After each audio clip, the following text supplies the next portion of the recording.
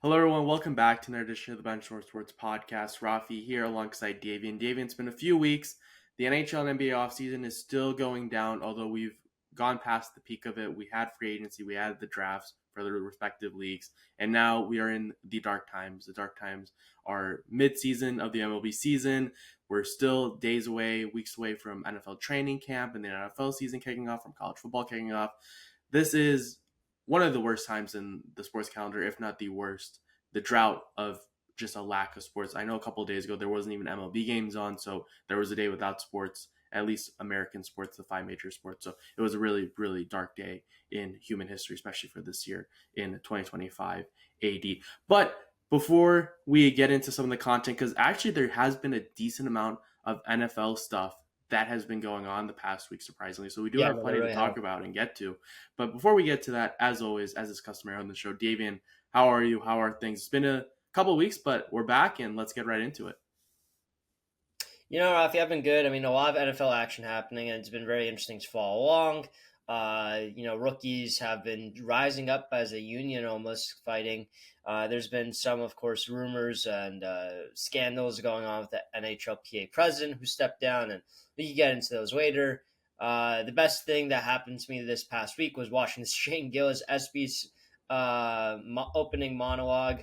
Honestly, I think that the crowd, aka the athletes, sucked and they didn't appreciate his jokes enough. I thought they were funny. I thought they were apolitical in many sense, in a lot of the senses. It was a great time watching it. We did have the MLB All Star Game. As a Jazz Chisholm fan and a Yankee fan, wasn't impressed that Jazz Chisholm put up numbers like I put up numbers with women. Like 3 for 40 sounds like kind of like my rate. But yeah, other than that, I've been good. How have you been, Rafi? Hey, three is still something. That's good.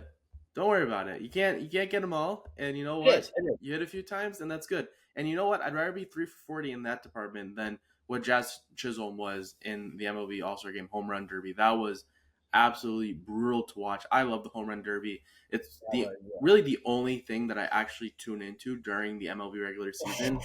I keep tabs on the Cubs and I keep tabs on the MLB standings, and when the Yeah. MLB trade deadline Same. goes down, I keep tabs on things. Okay, what trades are going on? I remember when Devers got traded a couple weeks ago, so I am a little Yeah. bit in the know-how, but I don't really watch Yeah. MLB regular season games. And in the postseason, I watch quite religiously, and we've done in the past Yeah. couple of years of this show our MLB playoff predictions, which are always really really Yeah. fun to do for the postseason. But I do always love the home run Yeah. derby. I really do love the All Star game, but yeah, Yeah. that was a very poor performance by Jazz Chisholm. I Out of all the All Star games, and I know the NHL, I'm not going to count the Four Nations Face Off as a true All Star game just because it was more international side. But I do think the MLB has the best All Star game out of them, the NFL, and the NBA by far. Yeah, I think the MLB All Star Game is really, I mean, it's really well set up. I think that's fun. I think that the fact that all the players are wearing their own jerseys again just brings a different tune to it. And I feel like the players are actually trying to a lot of an extent. Pitchers are still pitching. The hitters are still hitting. This is as far as my baseball knowledge goes, as one can see. But in any case, Rafi, let's go to talk about something that we actually do both know about, which is the NFL. 100%. And there's been a couple big moves, as I alluded to earlier in the podcast, and we'll dive right in with first talking about the Jets. Garrett Wilson and Sauce Gardner Jets, both Jets, going into their Jets. age 25 seasons next year. They both receive extensions going through the 2030 season. Garrett Wilson receiving $130 million dollars and Sauce Gardner getting $120 million dollars. And Davian, I think we both can agree on this, and we were talking about this over the past couple of days when this news dropped, that it's really good on the Jets to get ahead of these things. Yes, those deals were not on the verge of expiring yet, but they're both two young, important pieces of your core. They're not going to get any cheaper. Get them locked down now on extensions. You can always give them more money in the future as more players get more and more paid. But these contracts are a little rich right now. At the end of the day, it's just going great, and these contracts will wind up going down in the rankings once we see other players get paid. But good to get the big contracts out of the way now rather than pushing things and kicking things down the line. Yeah, I 100% agree with that.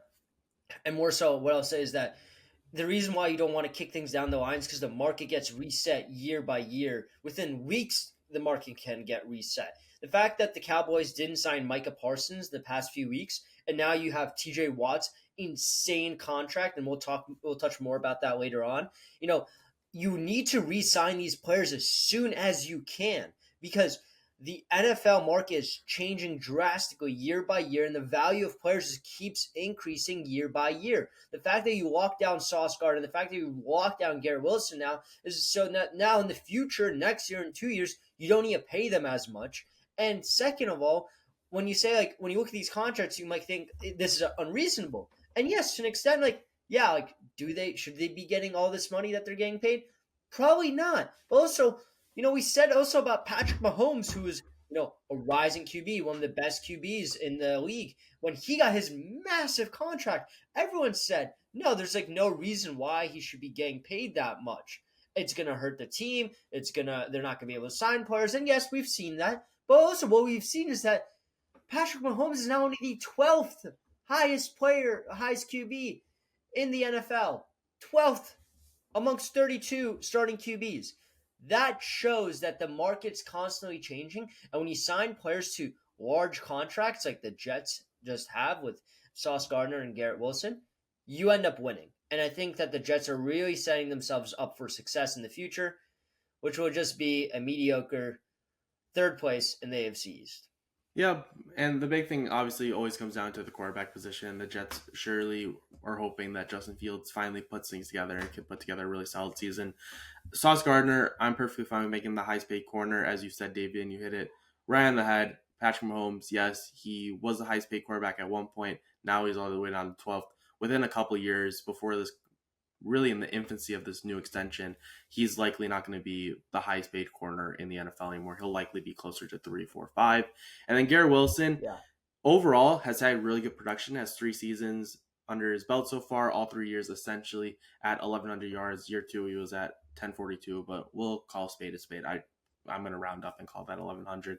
The big thing for Garrett Wilson is he just needs to find more time in the end zone. He has 14 touchdowns over the past 3 years, half those coming last year. So you'd like to see him get more of those targets in the end zone. They don't really have too many other players who are as dynamic on hit as he is on the offensive side of things. So we'll see what winds up happening if he could develop some chemistry with Justin Fields, because there was a little bit with Aaron Rodgers last year. And obviously the first 2 years, you had Zach Wilson, that whole era, and really tough anyways for that offense to really even get into position to score touchdowns. So hopefully Garrett Wilson can pick up the production with his touchdowns to make that big contract worth it. But for the Sauce Gardner deal, I'm perfectly fine with it. And Garrett Wilson, as we've kind of beat a dead horse, yes, it's a lot of money now, but you'd hope with Justin Fields or even a better quarterback in the future, those numbers will continue to get better and better. And at the end of the day, they're both entering their age 25 season next year. So there's no, God forbid, there won't be a fall off or anything that will lead for them to not produce at the level of the past couple of years. So that's the Jets. Going over to another team that we can certainly declare as mediocre, and I'll save myself from going on a whole Steelers rant. We'll probably put that for next month when we're doing our NFL predictions. So I'll shelve that away for in the meantime and let that fester up a little bit more. TJ Watt has now become the highest non-paid quarterback. I believe it's 3 years, $41 million average annual value, something around those dollar values. And Davian, big deal for the Steelers. Obviously, TJ Watt is a very key player on that Steelers defense. They had to lock him up. Yes, he's 31. Yes, this deal gets his 32, 33, 34 age years. But if you lose TJ Watt, you're essentially just throwing in the towel and saying, we're going to be bad, rather than we need to get a winning record for Mike Tomlin and go 9-8. Yeah, no, I agree. I mean, I think that you we talked about it, that the TJ Watt is the cornerstone of the Pittsburgh Steelers defense, and he deserved to get paid that much. And the fact that the Steelers re-signed him before the Cowboys re-signed Micah Parsons is already huge savings for the Steelers, because I know for a fact if Micah Parsons got a very high contract, TJ Watt would have demanded more money than Parsons, but now but now the Steelers get basically a discount, and the Cowboys need to pay more for Micah Parsons. So And also, I think he's just worth the money. I mean, in all honesty, right? Like he's a veteran presence, right? He's almost every year in the running for Defensive Player of the Year. He's racked up sacks upon sacks to the point where we talked about when he first got drafted, will he be as good as his brother J.J. Watt? Now the question is, where's his limit? Like how much better can he get? Because it feels like year by year he just continuously keeps getting better. I think he is an absolute nightmare for AFC quarterbacks, and it looks like he will be for them for at least the next 3 years. 100%. And again, we all agree that if you didn't lock him up and he wound up leaving, it would essentially be we're going to rebuild. And we've talked about it ad nauseum Yes. that the Steelers are very intent on not entering a full blown rebuild. They're not looking to tear things down. And if you're not looking to tear things down, you need to bring back TJ Watt. And again, as you said, the price of these edge rushers just keep getting more and more expensive. We literally saw a month or two. Actually, it might have been a few months ago at this point. Myles Garrett became the highest paid non-quarterback. Now TJ Watt has surpassed him, and now it's okay. You knew that you need to sign Michael Parsons an extension. This wasn't this just came out of nowhere. We need to do this. This has been talked about for at least a year, if not 2 years at this point. And while we've seen these two guys both get paid, you could have had Micah Parsons potentially at $37-38 million per year, and now it's $41-42 million, which again, some people might say, okay, it's $4 million, it's not too much, but at the end of the day, that does add up. The big thing for the Steelers and Browns, the big reason why or at least the Steelers can do something like that, does come down to the fact that the Cowboys are paying Dak Prescott a lot of money. Now, is he worth the entire contract?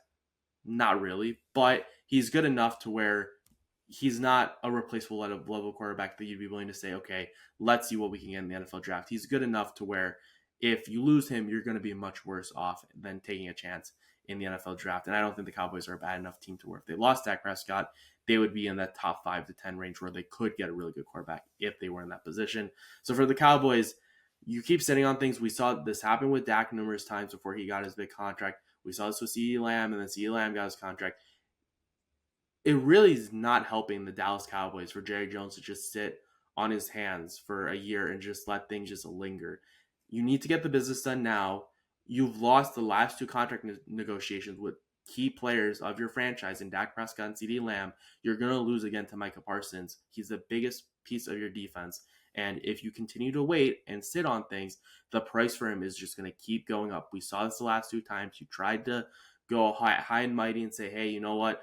I know what these players' value is. This is the value. But you still wind up caving in at the end of the day. And it just makes no sense to me that he has not signed Micah Parsons to the deal a year ago.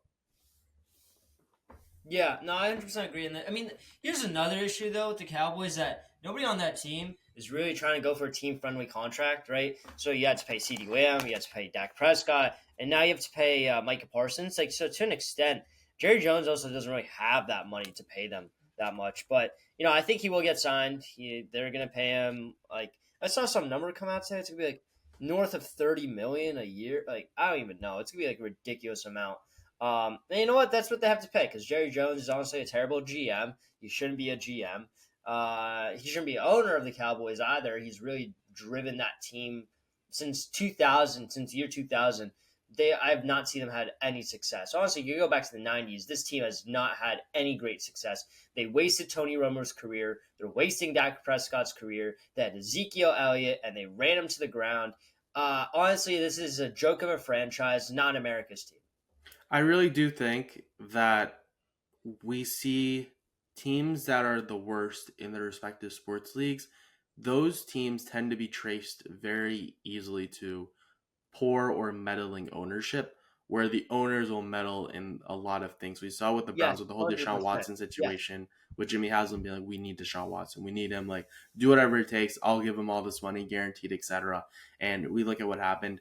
You never want an owner to be making those decisions. If I was an owner, I would be so like, I want to make all these moves. I like this. I've been playing franchise mode for all these games so long, like this real life franchise mode, et cetera, et cetera. But you need to hire the people who can take care of that stuff. You should not be the person who's controlling everything.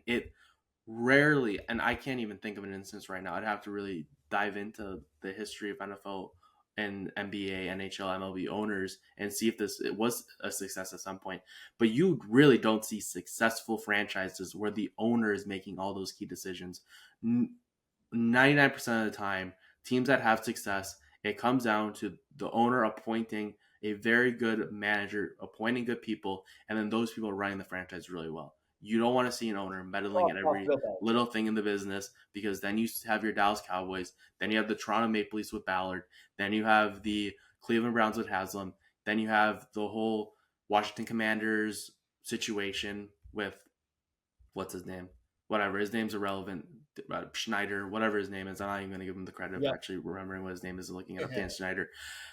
But it's never good when you see your owner meddling in the team's business and contract situations. It never is. You never want to see that. Yeah. They're the face, but you should be appointing people to handle that. You should not be the main person who's negotiating any contracts, in my personal opinion.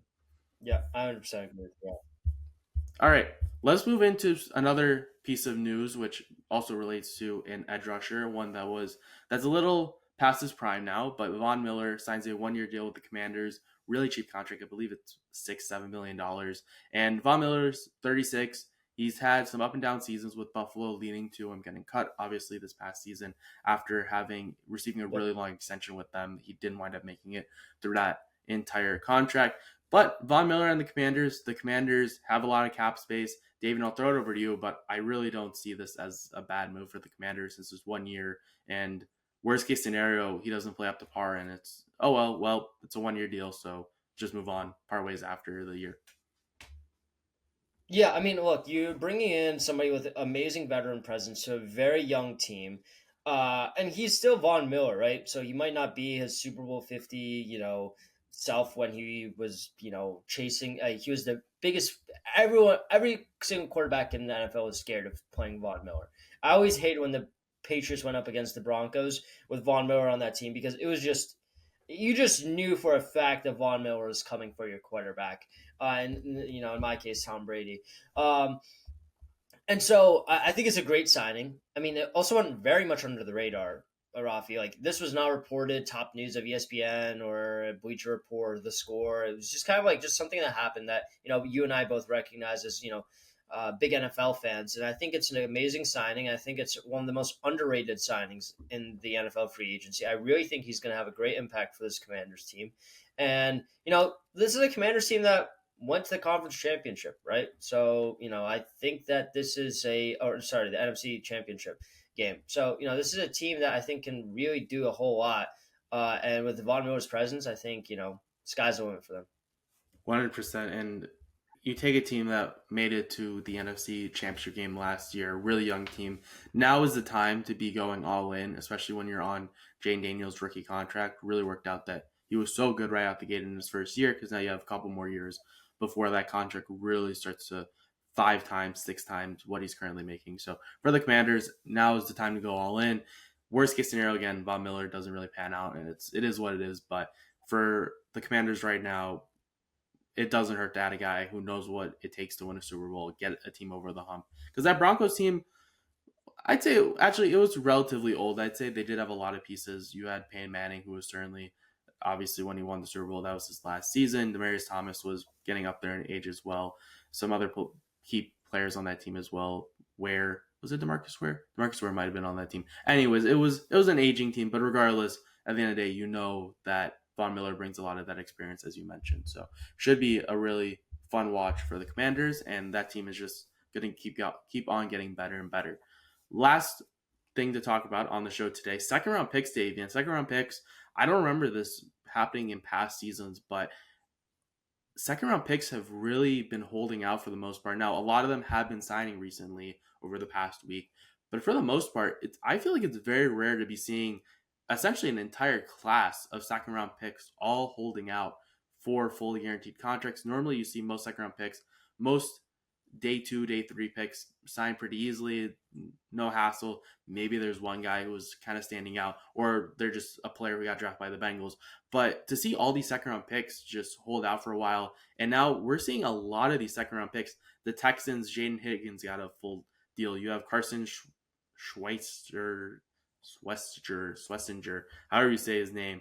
Burden, the Dolphins draft pick. That's another name that I'm just not going to say because for my own sake, I just cannot say that last name. But people know what I'm talking about when listening to this podcast.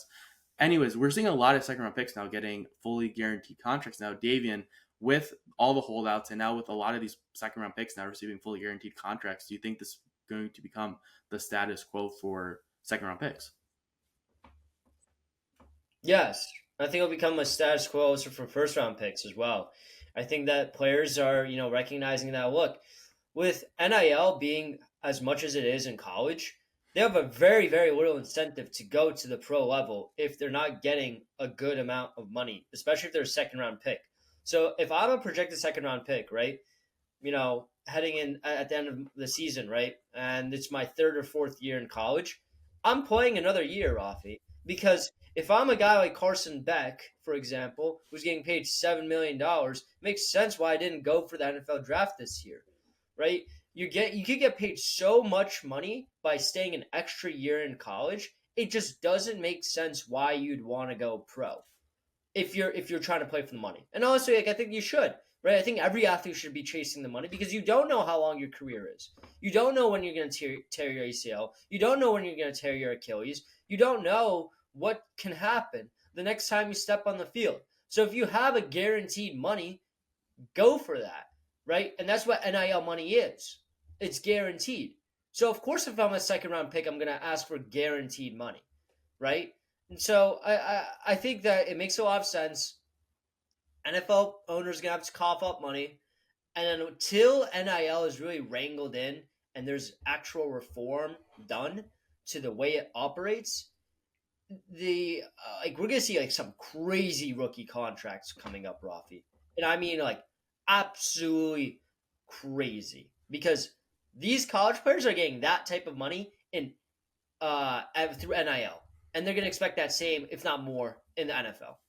100%. And it's really just the calculus that each player is going to have to make their decision. If you're a second round pick, do you want to fight and potentially get that fully guaranteed contract for 4 years?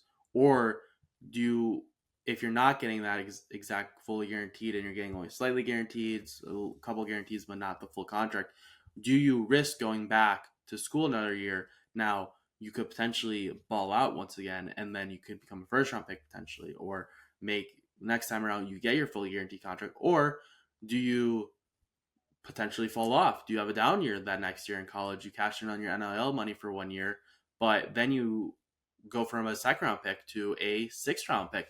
So it's all just calculus for a lot of these athletes. Carson Beck is someone that you mentioned. I think the big thing though for him, yes, he probably got a decent amount of NIL money from University of Miami, but let's be honest here, he was not going to get, if he was going to get drafted, it would have been like a seventh round pick, especially at the quarterback position where we saw numerous quarterbacks that I would say are decently better than him, all go in like the third, fourth round range, day 3 pick. So overall, we'll see what winds up happening. I don't hate giving more fully guaranteed contracts. I do think NIL will make things interesting, but it's just going to come down to the players making that decision on their own, making that calculus of if it's best suited for them or if they want to take that chance to potentially be one of the best players this following season in the college football realm. Yeah, you're absolutely right, Rafi. I couldn't agree with you more. It'll be interesting to see what happens. It will be. 100%. And we'll just keep seeing things change more and more. I know the big thing, too, for this upcoming college season is Arch Manning. And we've seen the decision, that whole fun show, regardless with LeBron James. But now we'll see the decision with Arch Manning if he's going to declare after this upcoming college football season comes to a close. He won't. He's going to stay 2 years. I mean, honestly, I really think that, to conclude, before we conclude the podcast, I really think Arch Manning is going to stay at least another 2 years. I mean, it's what Peyton did. It's what Eli did. Being a Manning, they're trying to get you ready for success, not for stardom, right? So I think it'll be. I think that his family's really going to play a key role, and plus you're going to be the starting QB for Texas. I mean, it's like who would ever want to give that up a year early to go play for like the Browns or the Jaguars, right? That's in all honesty. Yeah, and then again, as you mentioned, would you rather be getting a really good deal with, or getting the first overall pick deal with the Cleveland Browns, for example? They were the first overall pick and get, I don't know, like I don't know what the contract is, but like $12 million guaranteed when you could go back to Texas for another year, and you're already still likely going to be a top five pick that following year. You're already at that status. You have also the name as well, which is elevates your value. Not saying that he's different than Shedeur Sanders in the sense that Arch Manning is going to be and has been so far shown a lot of flashes of being a true top 10 quarterback at the NFL level one day.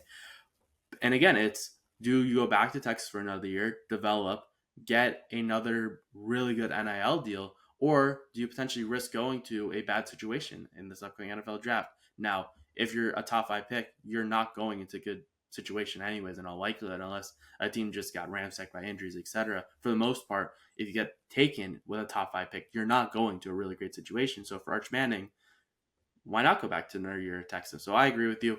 I wouldn't be shocked if he takes another year. I think that's been the report as well, that he will come back to Texas after next season. So it'll be interesting regardless to see what winds up happening there. But that'll do it for this edition of the Benchwarmer Sports podcast. A lot of NFL news that randomly dropped in the middle of July. We thank the football gods for clutching up with that, because I don't know if Dave and I would have lasted talking half an hour about the MLB regular season. We could have talked a decent amount about the All-Star game and home run derby and all that stuff, but I don't know if we could talk that long about the MLB season at this point in time. We'll have the trade deadline shortly, so we'll be able to talk a little bit about that. That'll be fun. And then by the time the MLB trade deadline is done, we'll be into the preseason, and NFL and college football will be almost underway. So that'll do it for this one. Let us know in the comments your thoughts on the content that was discussed today. And yeah, for Davian, I'm Raffi. We hope you enjoyed, and have a good one. See ya.